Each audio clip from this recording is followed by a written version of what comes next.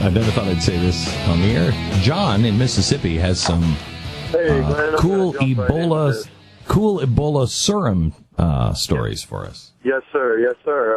Well, the way this happened is, a long story short, my brother's married to a girl whose father is a professor of microbiology. Yeah. And he knows a doctor from back in the 1995 outbreak over in Kuwait, or whatever that name of the city is over there, who actually developed this technique. And the way it works is they take the blood plasma from survivors who have actually survived Ebola, and they take their plasma, and the plasma contains the antibodies that actually fought the bacteria or the virus off. So they take that, and then they do a transfusion into someone who actually has the virus active.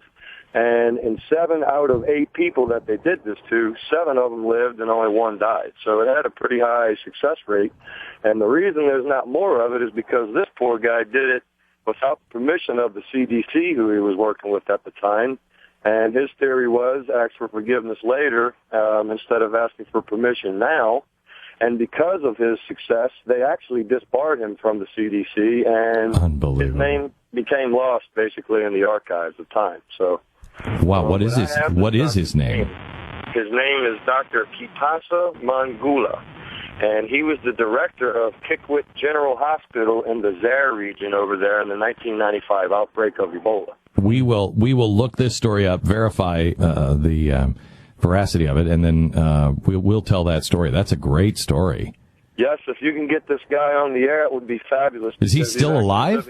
He's still alive? He is, but he's living in poverty. And my brother's father-in-law actually talked to this gentleman about 3 weeks ago at the Audubon Zoo in New Orleans, so he's definitely alive. And where does he live, in New Orleans?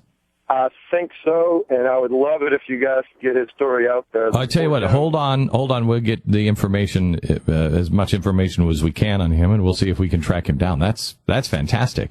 So that's the serum that apparently they're giving these guys now, the guy who just came into the United States. I wonder if that could be made. I wonder if we can make that in bulk, because isn't that the way really we do all serums? Or don't you give you give a little bit of the disease, don't you, on some things, like flu shots. You give a little bit of it, and then your body builds up the antibodies. Or I think other serums are coming from other people's antibodies, correct? And then we just soup it up and make enough for everybody. Yes. You just nailed it, Dr. Beck. Yeah.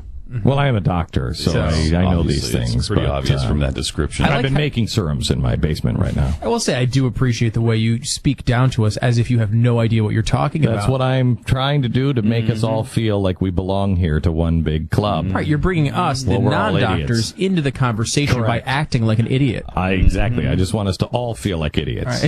Right.